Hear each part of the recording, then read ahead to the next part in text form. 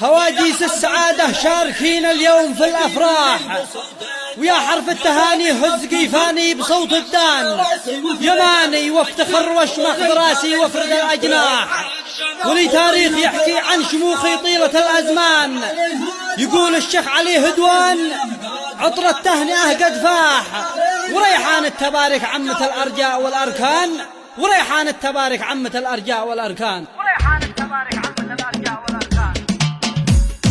هواجيس السعادة شاركين اليوم في الأفراح، ويا حرف التهاني هز قيفاني بصوت الدان، يماني وافتخر واشمخ براسي وافرد الأجناح، ولي تاريخ يحكي عن شموخ طيلة الأزمان. يقول الشيخ علي هدوان عطر التهنئة قد فاح، وريحان التبارك عامة الأرجاء والأركان، وطير السعد غنى والبلابل صوتها صداح، تغني بعذب الألحان من أجل أجمل العرسان. صنعت بيات شعري خاصة توصل نجمنا الوضاح، يلحنها أبو الرتاد شيله بأجمل الألحان، باسم الشيخ علي هدوان درع الظهر والمرزاح، وكل الأهل وابناء العمم من كافة الإخوان. أبو كريم يهداه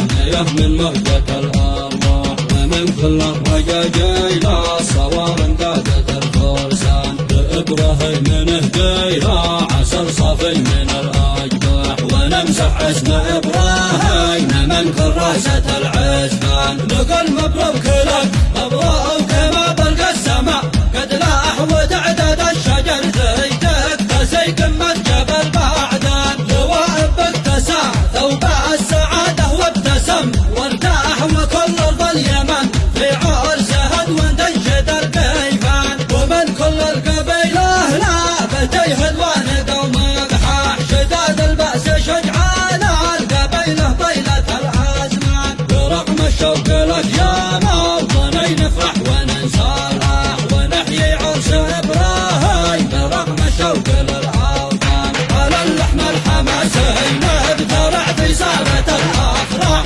ومحلها البرع بالجنب يهدي راسها صيفان، على الطصه وطبلات البرع تتنافس الأقحاح،